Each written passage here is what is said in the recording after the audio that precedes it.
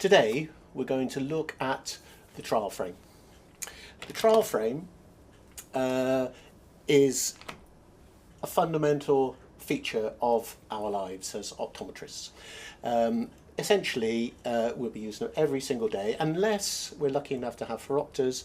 In fact, it's increasingly becoming phoropters, isn't it, in general practice? So they are much more fun than these old-fashioned things, but these are the fundamental thing. You're going to have to learn how to use these in your life. Okay, so let's have a look at them first of all. They come in two different sorts. As you can see here, you've got the traditional sort like this, and then the more modern sort like this. I personally prefer this one, but I know that most people actually prefer this one. So perhaps it's because I've used them my whole life, and I like the way that these work, whereas these ones I find them a little bit heavy sometimes, and I don't know, putting the lenses in and out, I don't find them as easy as I do with these ones. But they are both very good instruments. These ones are I'm not sure.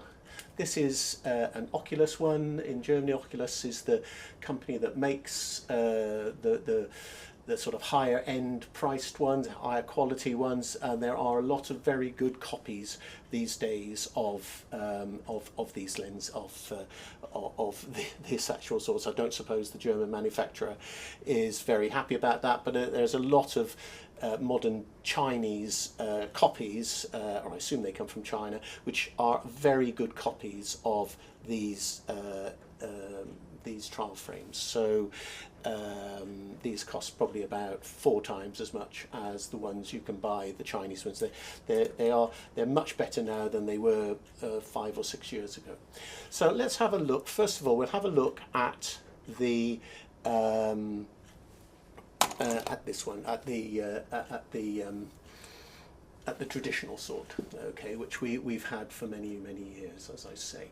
So first of all, you can adjust the PD like this. Now you can either do that through measuring the PD on the patient and then transferring it to here, or some people, and I do this, I put them on the patient, then I adjust adjust the centers so that it's centered on the eyes. I'm not sure which is the better way, but I suppose as a student probably the best thing is to measure the PD and then set it first and then put it on the patient. But of course sometimes people have different PDs, different monocular PDs, so you have to really essentially adjust them. One side will be closer in than the other side, but that's best when it goes on to the face itself. Okay, so first of all we want to prepare the frame to put on the face. Okay, the first thing is set the PD. The next thing with this type is to set the nose rack in the middle. The big wheel around the outside, that's to tighten up. That's to tighten up the how tight it is. So to untighten it, you have to undo it like that. Then you can wind it up and down easily, and then when you get it at the right height, like that, you hold it in place and then you tighten this really firmly, and that will hold it in place.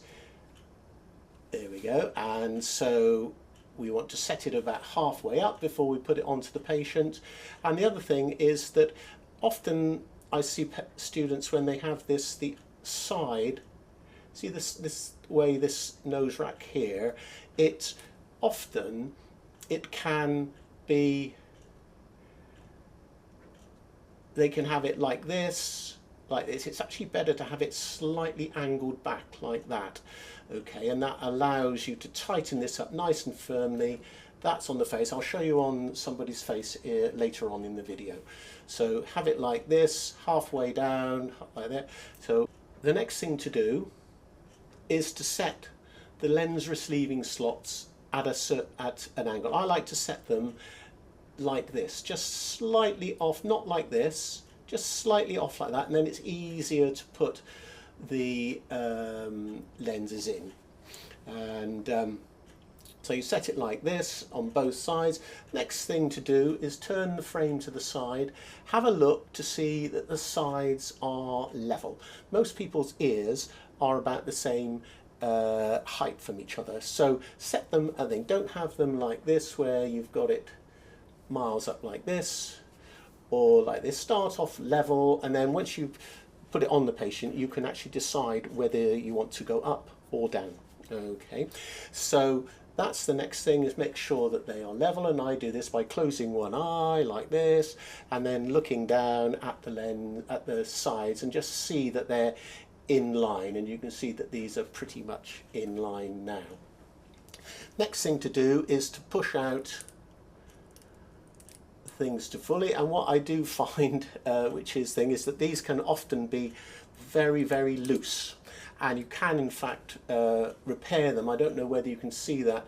Can you see that there's a little ball bearing that's in here and here? If you get a very small pliers and squeeze this together, squeeze really hard here and really hard on there, squash the ball bearing in, and then that will actually tighten them up, and so that they will click into the little, there's little holes there for them to click into, and that's, you need them to be fairly tight so that they grip firmly onto the patient's when they go on the patient, to actually firmly grip.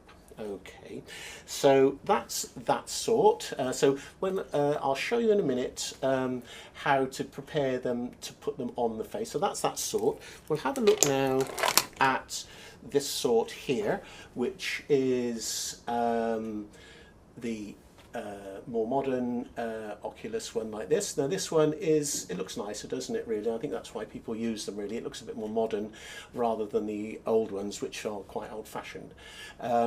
So having a look at this one has got the same idea here. So you've got this here like this. Also, it's got a more sophisticated way of doing the nose rack. As you can see, you essentially do that. There we go. So you can set it halfway up. You don't have to do the tightening that you do with the other one. Okay. The next thing to do is to set it at the angle. So you can see that you don't really want it like this. You want it like this. Okay, just set back a little bit like that. Next thing to do is to check the sides are level. This has got slightly different thing to work the sides with. Just make sure that they're level. The interesting thing, these ones have this sort of moldable end piece here, and I see a lot of students, they often have them like that, a bit traditional, like glasses do, but actually I find it's actually better to have them as a nice curve like that. They grip around the back of the ears much better than if you have them like that. They tend to ride up if you do that. So you have them like this, so that's, it's got a good grip on the back of the thing. So that's, and then obviously it's got the same idea here about pulling out. I'm not sure if they go a bit loose, you can maybe tighten this screw here, I think, to actually make them a bit stiffer, really, which is good to have them stiff because they grip better then. Okay, so now we know about both these frames. So let's go through now how you actually put them on a patient. Okay, so first of all, there's the preparation. Do that first, and then later on we'll put them on a patient and see what it's like. Okay, so the preparation is that you first of all, you get them ready like this, and you set up the front, obviously, as we've been through, set the angle going back, then you go aside like that, and then you're ready to put them in things. So you push them to the full extent first, then you ease them back like this. They've got little springs on them so you can go around people with big heads and what have you. So you start off like that, and then the next thing to do is you've now got to decide, are you going to put them on the patient's head, or is the patient going to put them on their head?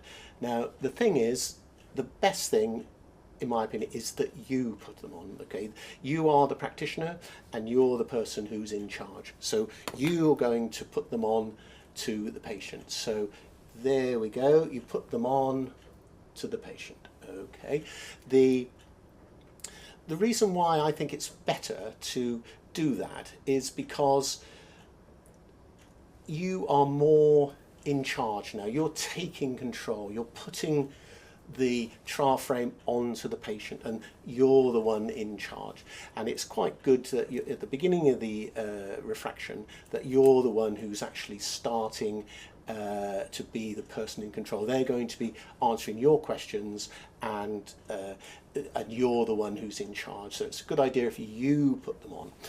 Now there are exceptions to that, and the exceptions are obviously if the patient has some headgear, like hijabs, things like that, where there's headgear, and you can't really, it's harder for you, it's better to get the patient to put them on then. And the other thing is, if a person is obviously wearing a wig, then you don't really want to knock the wig off. That doesn't go down too well. So you need to decide before.